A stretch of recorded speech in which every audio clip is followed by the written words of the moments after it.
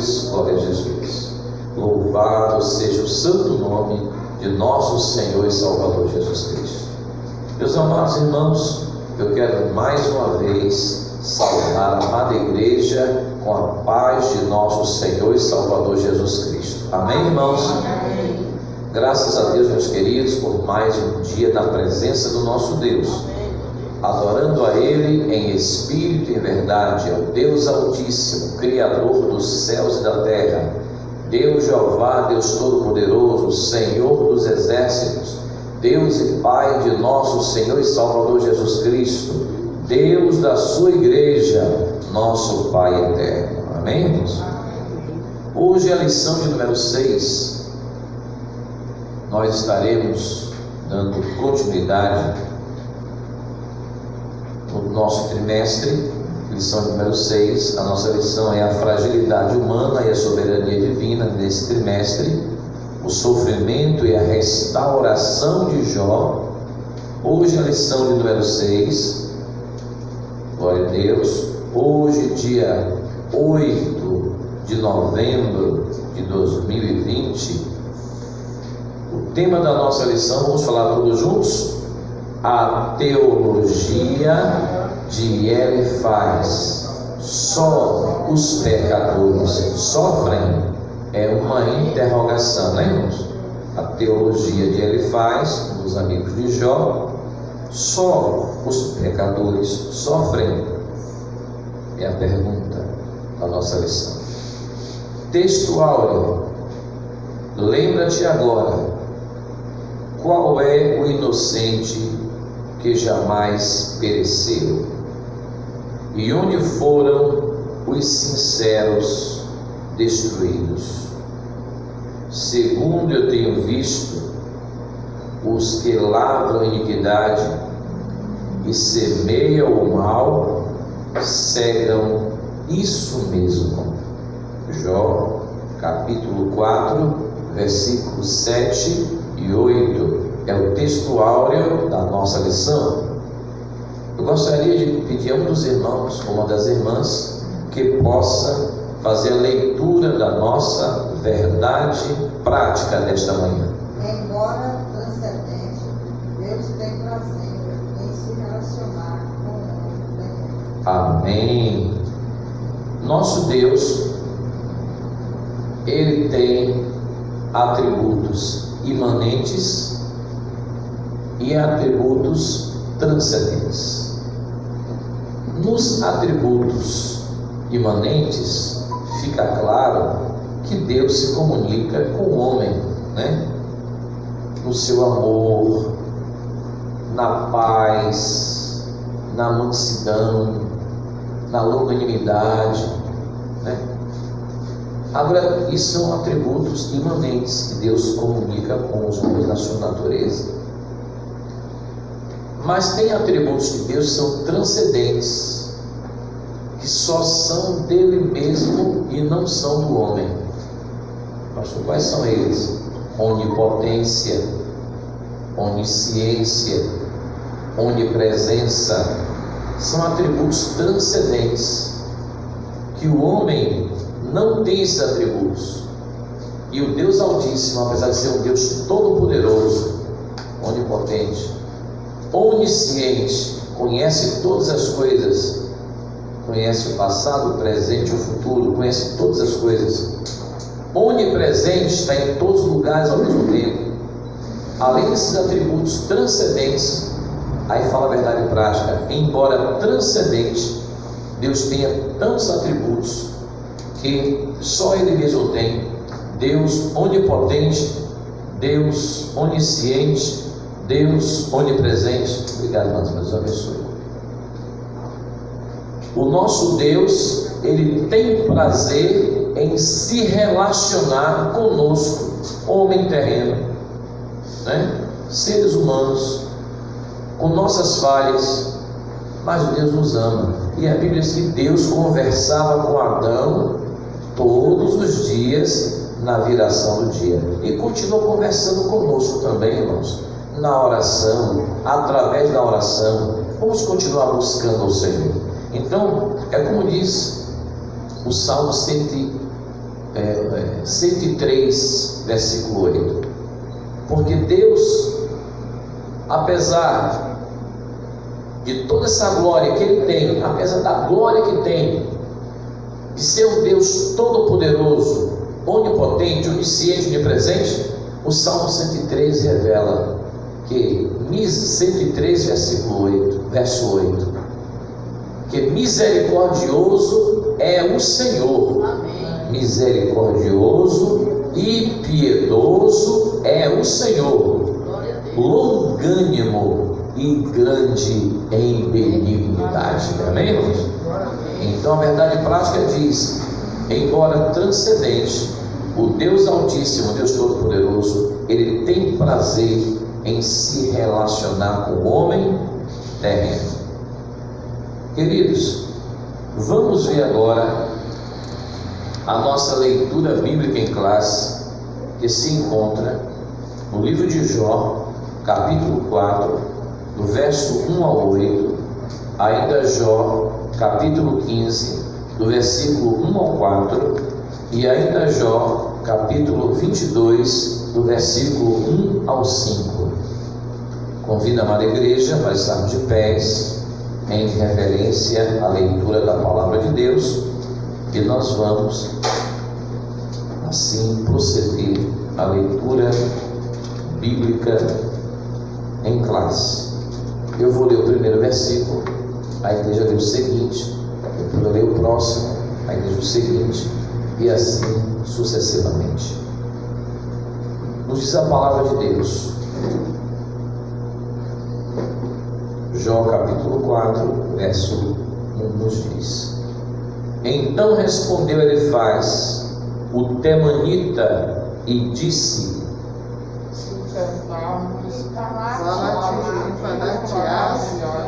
mas quem poderá conter as palavras?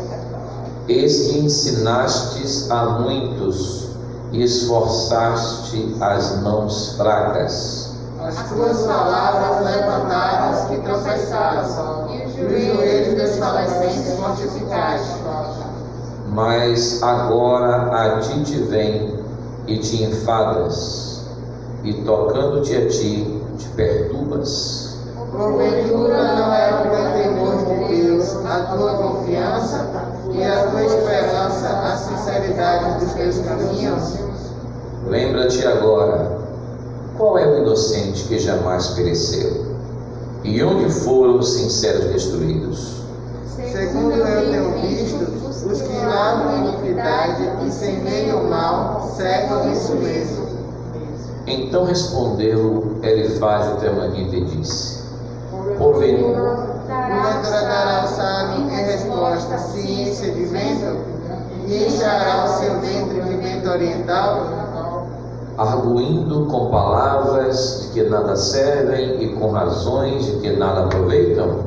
E tu tens feito em vão o temor e diminuis os roubos diante de Deus.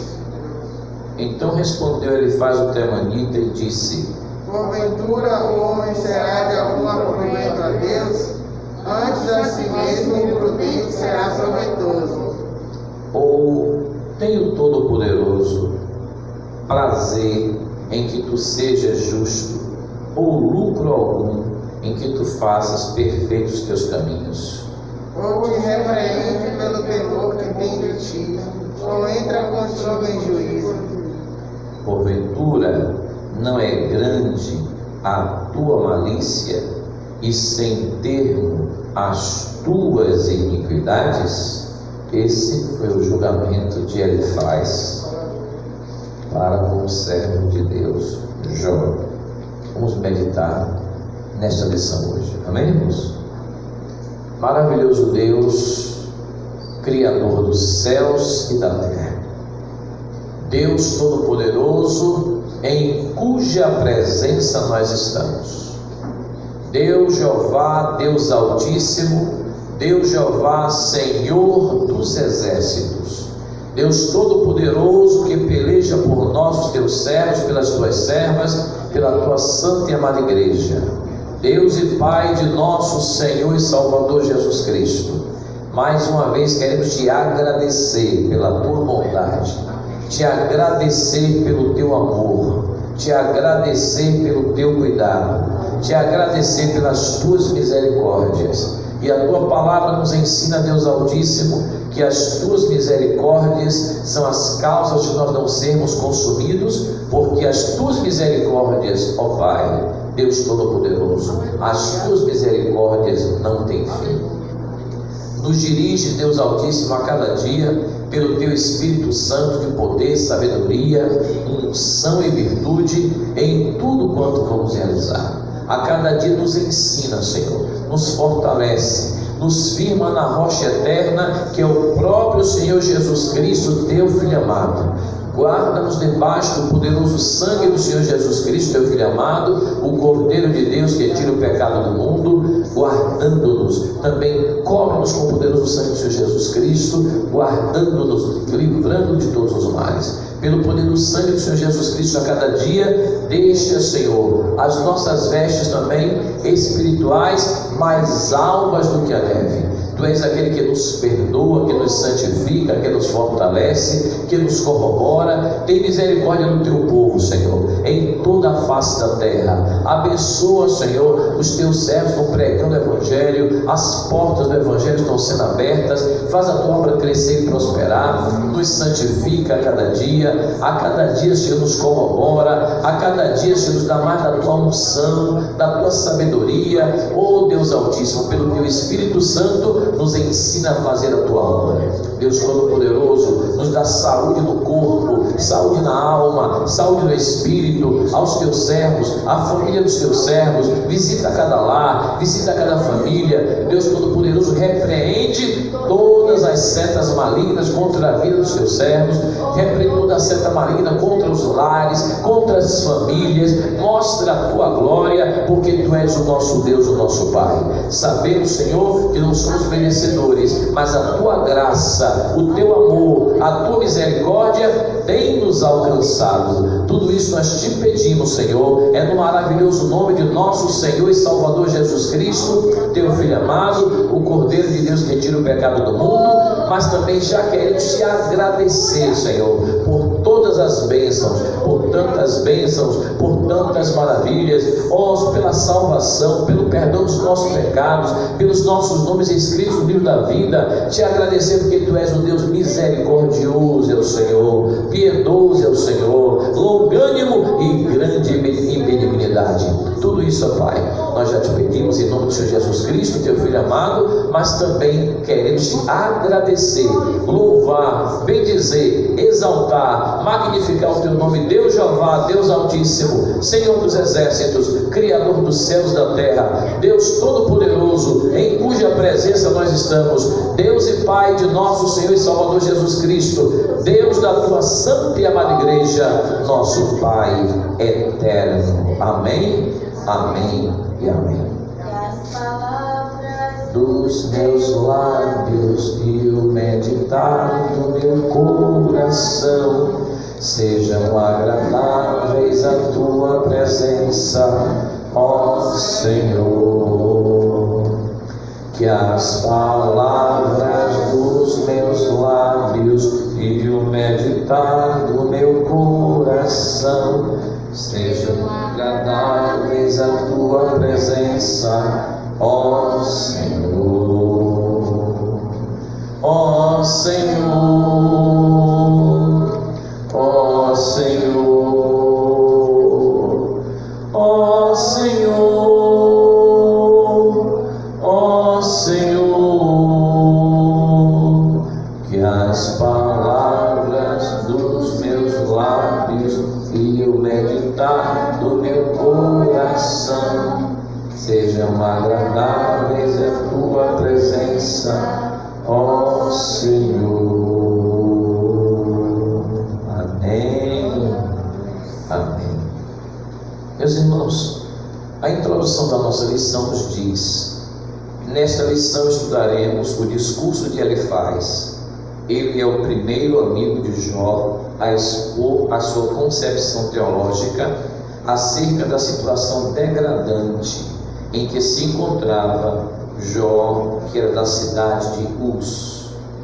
Nesse sentido, veremos que para Elifaz a justiça retributiva é certa, ou seja, só os pecadores sofrem e os justos não passam por reveses, não passam por lutas nem sofrimentos. Então ele estava dizendo que Jó estava naquela situação porque ele pecou. E nós vemos que na palavra de Deus não é bem assim. O que ele faz, está dizendo, acontece, não é? A lei da semeadura acontece, mas não foi o caso de Jó. Este é o problema de uma teologia que a pessoa procura simplificar e generalizar, né? Traz um princípio genérico para todos e não vai buscar na palavra de Deus a resposta. É como nós meditamos na lição passada. Quem foi que instruiu ao Senhor? Quem foi que deu a Ele primeiro, para que possa ser retribuído? E se Deus estiver trabalhando no atributo da sua soberania divina, quem pode dizer a Deus não faça? Porque aqui foi soberania divina na vida de Jó, que Deus conhecia Jó e sabia que o nome do Senhor seria glorificado na vida de Jó. Amém, irmãos?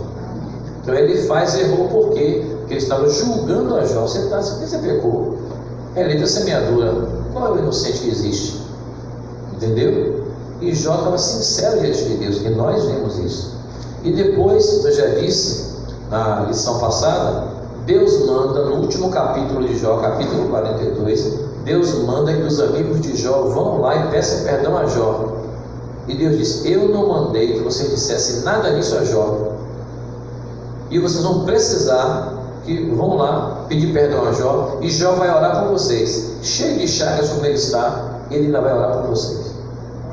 E Jó poderia ter dito assim: não vou orar não, vocês me acusaram esses dias todos, vocês não são santos? Então vocês vão procurar alguém que seja santo para orar por vocês. Foi assim que Jó fez, irmão?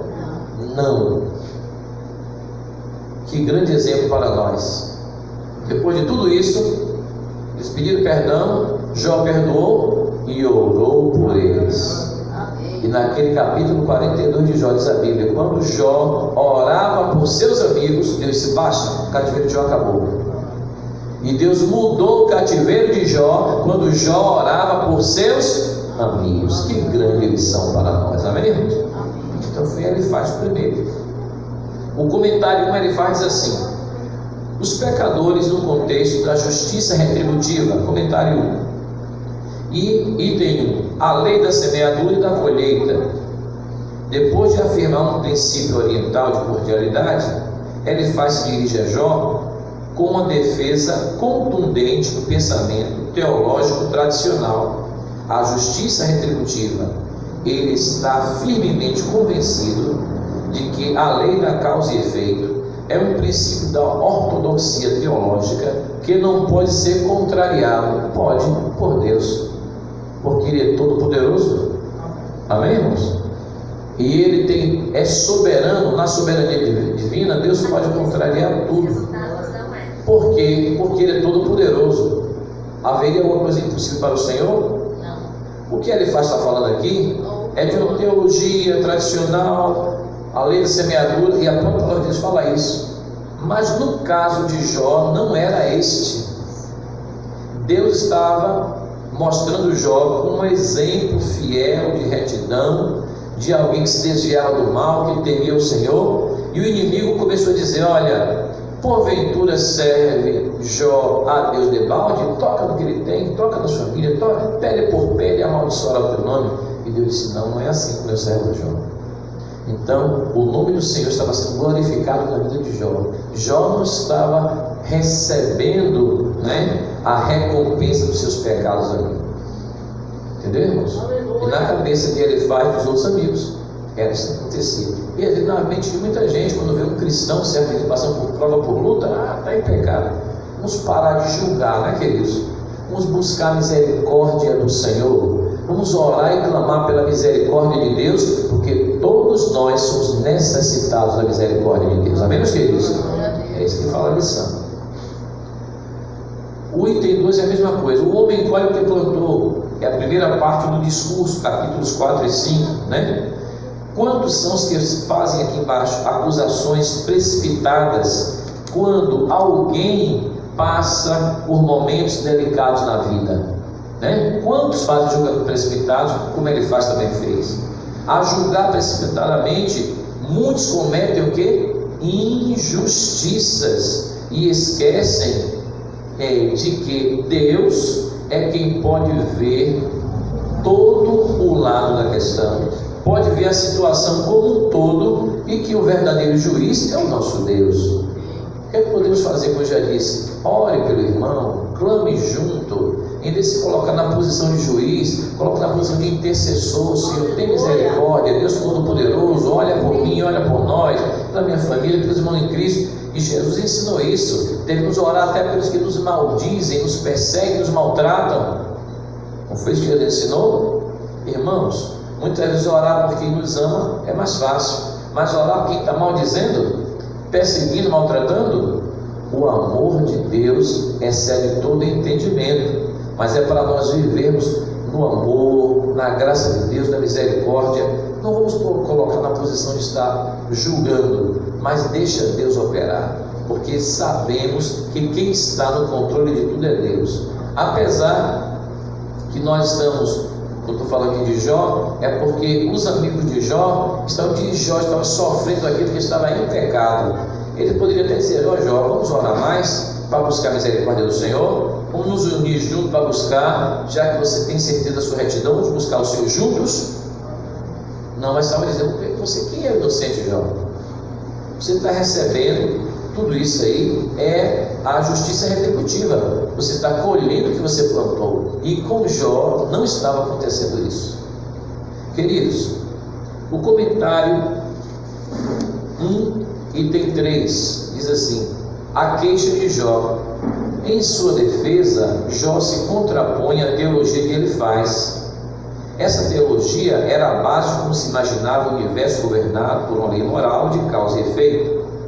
Há uma recompensa para os bons, punição para os maus. Ele não estava de todo errado, Elifaz não estava de todo errado, porque isso é realmente essa teologia, a lei da semeadura, acontece, mas ele não poderia generalizar, né? É muito fácil generalizar, e não é assim. Deus conhece cada um. Deus, Ele vai julgar, Ele nos conhece melhor do que nós mesmos, amém, irmãos? E Ele conhece todas as coisas. E como vou insistir, não era esse o caso de Jó. Continuando, Elifaz não estava de todo errado, mas equivocou-se quando pensava que esse pressuposto era o único existente. Tratava-se de parte da verdade, mas não de toda a verdade. Aqui está em questão a soberania divina, é Deus agindo. Esse assunto aí é entre Deus, Jó e Satanás. Deus vai provar ao inimigo, as forças das trevas, e a humanidade também, através de Jó, que existe alguém que serve a Deus por amor e não somente de forma interesseira. Porventura serve Jó a Deus de balde? O inimigo colocou em xeque, né? Questionando, e Deus, como conhecia Jó, ia usar Jó, e o nome do Senhor seria glorificado na vida de Jó. Tratava-se de parte da verdade, mas não de toda a verdade. A teologia de Elifaz não se aplicava no caso de Jó. A teologia da justiça retributiva, já falei, não se aplicava no caso de Jó. A teologia da lei da semeadura, que é uma teologia verdadeira, não se aplicava neste caso. Então não podemos generalizar. Quem conhece tudo é o Deus Altíssimo. Amém. Deus onisciente, conhece todas as coisas. Glória a Deus. Então, queridos, no momento da dor, a melhor coisa a se fazer é se dirigir pessoalmente ao Deus Altíssimo, ao Deus Todo-Poderoso. Porque às vezes nós vamos conversar com alguém e ele faz amigo de Jó. Mas Elifaz não estava compreendendo nada. Disse, não, Jó está querendo se justificar. Jó está trazendo justificativa. Jó é muito bom, muito eloquente, ele está justificativa. Ele ensinou para tanta gente, mas não quer receber a palavra para ele mesmo agora. Oh, glória a Deus. Elifaz está dizendo isso para Jó, mas na tua não recebe. Verdade. Mas Jó sabia da sua sinceridade, da sua retidão diante de Deus, que adorava a Deus, mas Jó estava com a vida sincera diante de Deus. Elifaz estava acusando Jó de algo que não tinha feito. Juiz é Deus. É melhor nós orarmos e intercedermos, irmãos, porque tem um juiz de toda a terra, tem um Deus que conhece todas as coisas. Amém, irmãos? Dá um conselho. Qual o conselho? No momento da dor, a melhor coisa a se fazer é se dirigir pessoalmente ao Deus Altíssimo, ao Deus Todo-Poderoso. Dobra os joelhos, conversa com Deus. Se não puder dobrar os joelhos, se não puder levantar, ora mesmo deitado. E se estiver andando, ora andando. Se estiver de pé, ora. Se estiver no ponto, ora. Se estiver dirigindo, ora. A Bíblia manda orar sem cessar. Se dirigir pessoalmente ao Deus Todo-Poderoso. A quem pode resolver. Vai adiantar? A gente está pedindo que alguém compreenda o que estamos passando. Se alguém não está crendo, alguém pode nos ajudar sim, orando, né? Mas no caso de Elifaz, ele estava acusando Jó, né? Comentário 2: os pecadores no contexto da tradição religiosa. Aqui nós temos uma ortodoxia engessada. Em seu segundo discurso, Elifaz argumenta que as palavras de Jó são uma ameaça ao dogma religioso aceito. E tu tens feito vão o temor e diminuís os rogos diante de Deus. Assim, se Jó estivesse certo, a religião tradicional, que sempre ensinou a prosperidade dos bons e o sofrimento dos maus, estaria errada. E está errada mesmo. Porque alguém que está na presença de Deus pode passar por luta, por próprio sofrimento. Este é o exemplo da vida de Jó. Não é porque está passando por prova que está pecando contra Deus. Nesse aspecto, Jó era uma ameaça àquela forma de pensar, e ainda é uma ameaça hoje para os pregadores da teologia da prosperidade. Que se o irmão não tiver uma mansão, uma casa na praia, né? Não tiver um carro importado muito bom, não tiver uma conta bancária milionária, então está faltando, está em pecado. Não tem nada disso. É porque os teólogos da teologia da prosperidade, se eles pudessem, eles arrancavam essas páginas do livro de Jó da Bíblia, mas não pode. Não pode. Tem um bocado de Elifaz por aí. Muito ele faz por aí, e querendo se justificar. Só tem que diante de Deus ninguém se justifica. Quem julga é o Deus Todo-Poderoso. As palavras do homem não servirão de nada. Deus nos conhece muito bem, sem que seja necessária uma palavra nossa. Quando nós estamos ali orando, mesmo que não saia nenhuma palavra, está orando em espírito, as lágrimas estão descendo, mas Deus conhece o nosso pensamento. E a Bíblia diz que o Espírito Santo intercede por nós com gemidos inexprimíveis. Então vamos deixar essa posição de juiz e tomar a posição de servo intercessor, que clama pela misericórdia de Deus, tanto em nosso favor, como em favor da nossa família, em favor dos irmãos em Cristo, das irmãs em Cristo, do povo de Deus, né? Em favor até daqueles que não são servos de Deus, estão lá no mundo, distanciados, para que Jesus salve, né? Transforme, traga de volta os que estão longe, salve os que não são salvos. Este é o papel da igreja, de interceder pela salvação da humanidade ao lado de nosso Deus Altíssimo. E a Bíblia diz que o Senhor Jesus Cristo está sentado à direita de Deus Pai, intercedendo por nós. Então, irmãos, continuando, comentário 2 e 32, uma ameaça à tradição religiosa, né? A partir do versículo 7 do capítulo 15, Elifaz apela para a tradição religiosa como forma de validar seu princípio teológico. Que sabes tu que nós não saibamos? que entendes que não age em nós? Também há entre nós encanecidos e idosos, muitos mais idosos do que teu pai. Segundo ele faz, ainda que fosse homem sábio, Jó não era mais sábio nem mais antigo do que o dogma que ele estava negando. Jó estava dizendo: eu estou com minha consciência em paz diante do Deus Altíssimo, que adora ao Senhor em espírito e em verdade. E ele estava dizendo que apresentava os dogmas da religião da época. Comentário 2, item 3. Em sua defesa, Jó se contrapõe ironicamente ao argumento que ele faz. Aqui não podemos esquecer que a resposta de Jó deve ser ouvida na forma poética, conforme fazemos em salmos, orações e súplicas recitados assim. Isso evita um literalismo rígido que empobrece o sentido do texto. Quando esse texto é poético e consequentemente transforma em Jó, seria o sacrilégio de falar daquela forma. Não era poesia, uma forma de linguagem até irônica. Neste texto, Jó reclama, mas não blasfema contra Deus. Ele tem consciência de que a teologia do seu amigo firmava-se na terra, mas Jó, o homem de Uz, apelava para os céus.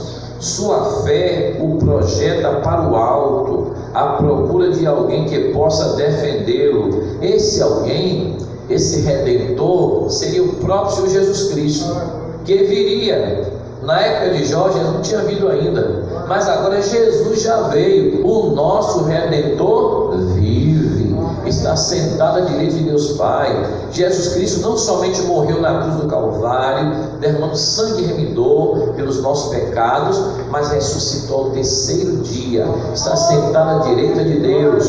O nosso Redentor vive, assentado à direita de Deus Pai, intercedendo por nós. Era por esse Redentor que Jó clamava. Amém, meus irmãos? Sua fé o projeta à procura de alguém que possa defendê-lo. Ele quer um defensor que interceda por ele no céu.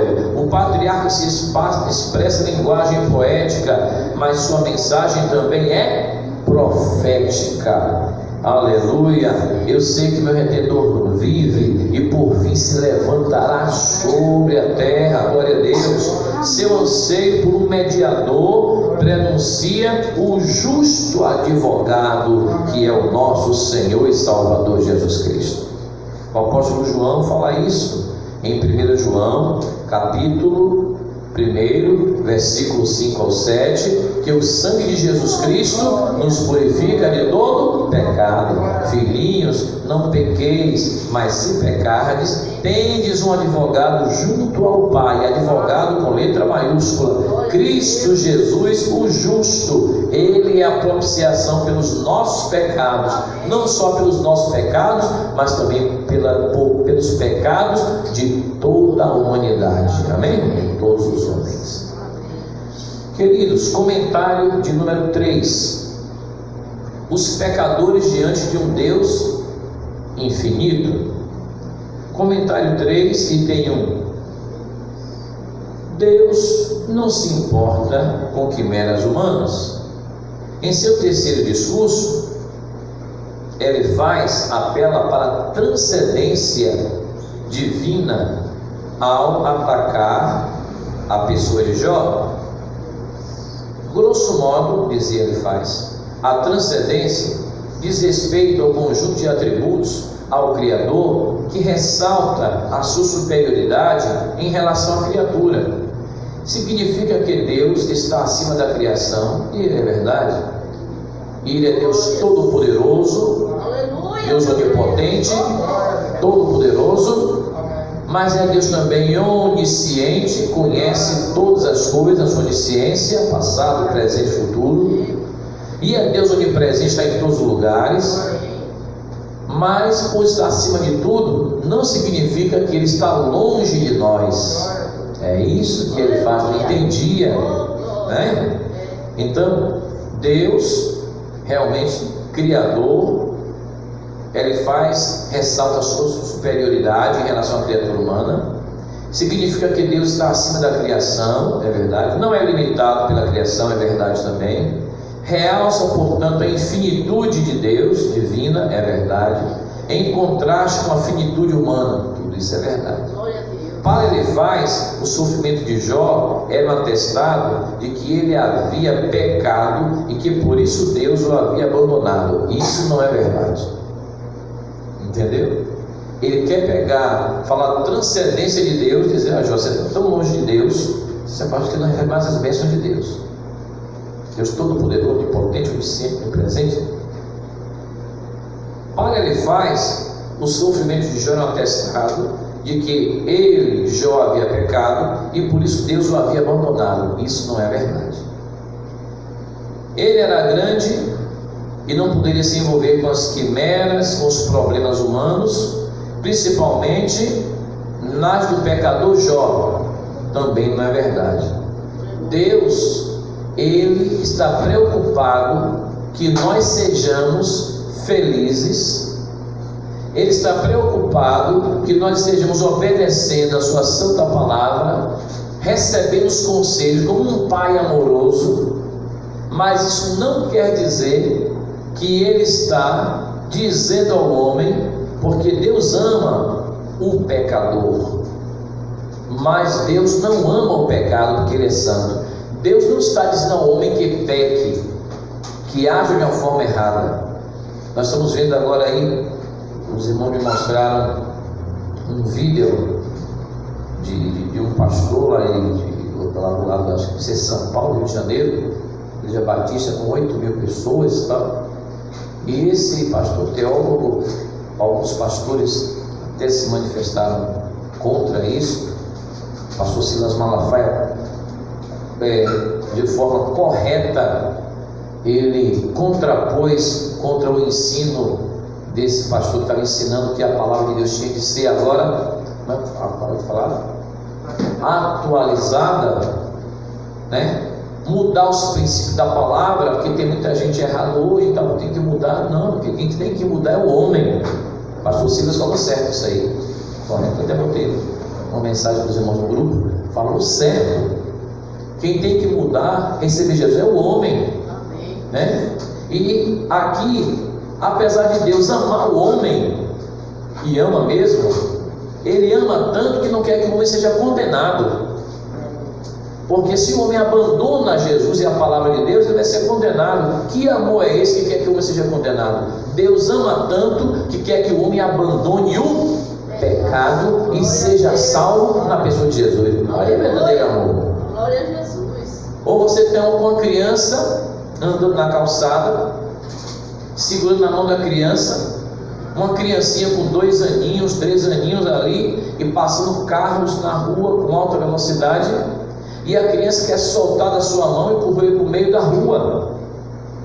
E você, porque diz que ama, vai soltar a mãozinha dela e deixar correr para fazer a vontade dela, porque a vontade dela é correr para lá, e deixar porque a criança seja até, digamos assim, sofra até um acidente, e pode até não sofrer somente um acidente, até perder a vida, ser destruída, porque quer fazer uma coisa que você, como adulto, como um pai, como uma mãe, deveria estar cuidando. Tomar conta, não, meu querido, eu vou te trazer para o lado de cá. Não, passa para o lado de cá e segura a mão do pai, da mãe, protege, não deixa para a rua não. Assim é Deus. Quem nos conhece melhor do que Deus? Deus Todo-Poderoso, Deus Onisciente, Deus Onipresente, está conosco em todos os lugares, tem todo o poder nos céus e na terra, nos conhece bem e nos toma pela mão direita, e como diz o salmista Davi, Salmo 23, nos guia pela vereda da justiça, por amor do seu nome, nos afastando dos males. Mas tem que obedecer, porque o homem tem livre-arbítrio. Então vamos obedecer a palavra de Deus. Que amor é esse de largar, como eu falei o exemplo da criança aqui, a ilustração que eu usei, deixar correr a criança dos 3 anos lá, viu? Porque nós diante de Deus é como se fosse aquela criancinha. Ah, mas tem gente muito sábio, tem gente que tem uma sabedoria dele mesmo, que não precisa mais de Deus, coitado. Nós precisamos de Deus Altíssimo a cada momento. O homem tem que deixar essa soberba, essa arrogância, porque inclusive a Bíblia diz que Deus resiste ao soberbo. O homem nada sabe, o homem nada é. Todo-poderoso e sábio é o nosso Deus, todo-poderoso, onisciente, Deus altíssimo, conhecido de todas as coisas é o nosso Deus, onipresente é o nosso Deus, e precisamos depender mais dele e da sua palavra. E tem uma coisa, a palavra de Deus não se mexe, não se toca, nem se tira, nem se acrescenta. Depois você lê lá em Apocalipse, capítulo 22, versículo 18 e 19, para quem acrescentar e para quem tirar, o que vai acontecer? O castigo divino não se toca na palavra de Deus para tirar, nem para acrescentar e nem para tirar. Então, queridos, esse negócio de atualizar esses teólogos cheios de si mesmos, na verdade, esses mestres usados por Satanás são mestres que estão a serviço do reino das trevas, porque não dão lugar ao Espírito de Deus nem à palavra de Deus. Eles têm que abandonar e receber Jesus como seu Salvador. Não podemos entrar por caminhos que sejam diferentes do que a palavra de Deus ensina. Então vamos guardar a palavra de Deus. Amém, irmãos?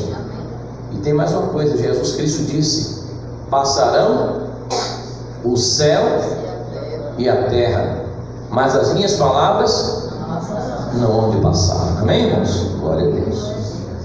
Então, queridos, a teologia que ele faz, os religiosos querem encaminhar os homens contra Deus, de que Deus está longe, um Deus transcendente que não cuida dos homens. Não, pelo contrário, apesar de tudo isso, Deus está do nosso lado, esperando que nós estejamos a cada dia prontos a clamar a Ele pela sua infinita misericórdia. Amém, irmãos? O comentário 3:2 diz isso: Deus caminha com os homens. Nessa parte da poesia, Jó expõe seus argumentos de forma mais clara.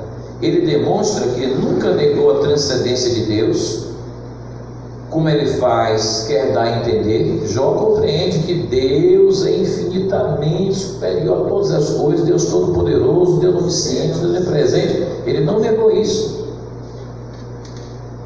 Ele demonstra que nunca negou a transcendência de Deus, como ele quer dar a entender. Ele reconhece que Deus é excelso e pode fazer o que intenta. Mas se ele está contra alguém, quem então o desviará? O que a sua alma quiser, isso fará, diz Jó 23:13. Todavia, esse é apenas um lado da história, porque Jó está consciente que esse Deus, embora grande, excelso, sublime, infinito, todo-poderoso, também caminha com os homens. Jó 23:10. A ideia do texto hebraico é que Jó passa a ficar cada vez mais seguro e consciente, não apenas de seu caminhar com Deus, mas do caminhar de Deus com ele. Amém, irmãos? Aleluia. Glória a Deus. É exatamente isto. Não devemos temer mais em ficar diante de Deus, pois o andar com ele é reto. Em Cristo Jesus, Deus caminha com os homens. Através de Jesus Cristo, a Bíblia diz, Deus reconciliou o homem através de Jesus. Mas é necessário que o homem receba Jesus Cristo como Senhor e Salvador. Meditamos aqui no culto de quarta-feira. Vocês vão depois dar uma olhadinha na mensagem de quarta-feira sobre teologia da salvação, que diz, na teologia da salvação, mostra que é necessário o homem crer para ser salvo. Jesus já veio, mas nós temos que fazer a nossa parte para ser salvo. Não é uma coisa automática, é necessário que o homem receba Jesus e permaneça na rocha que é Jesus. Glória a Deus. Em Cristo Jesus, Deus caminha com o homem através de Jesus, Deus caminha com os homens, sendo o Deus Altíssimo transcendente, todo-poderoso, mas se envolve com os seres humanos nos seus diversos detalhes da nossa vida. Irmãos, Deus cuida de nós nos detalhes da nossa vida. Você pode dar glória a Jesus por isso? Apesar de não sermos merecedores, mas Ele nos ama. Agora vamos dar lugar a Ele, a sua palavra. para que o Espírito de Deus ache lugar nas nossas vidas. E a glória de Deus não se afaste do meio do povo de Deus, como aconteceu em Israel, por causa dos escribas, dos fariseus, dos líderes religiosos, enganadores, saindo da palavra de Deus, desobedecendo, saindo da presença de Deus, desobedecendo a palavra de Deus. A glória de Deus se afastou do templo.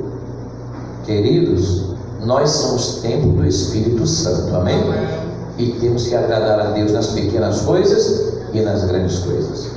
Conclusão, diga comigo: estudamos o pensamento teológico de Elifaz, um dos amigos de Jó. Para ele, só os maus sofriam os infortúnios da vida.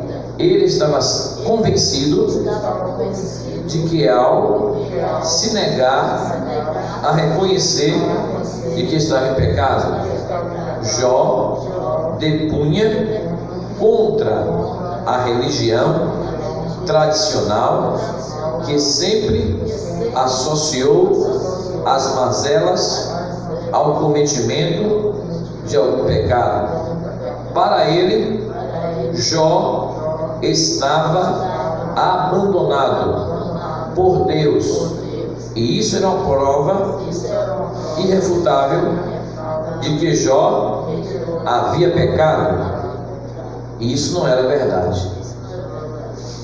Jó o contrapôs e defendeu a sua integridade e comunhão diante de Deus e na confiança do seu Redentor, amém, irmãos?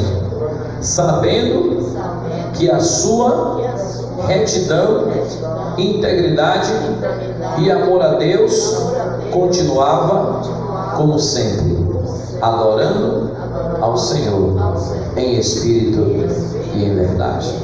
Amém, irmãos? Que Deus nos abençoe, o Deus Altíssimo nos dê mais da sua graça. Na próxima lição, será a lição número 7, estaremos dando continuidade no próximo domingo.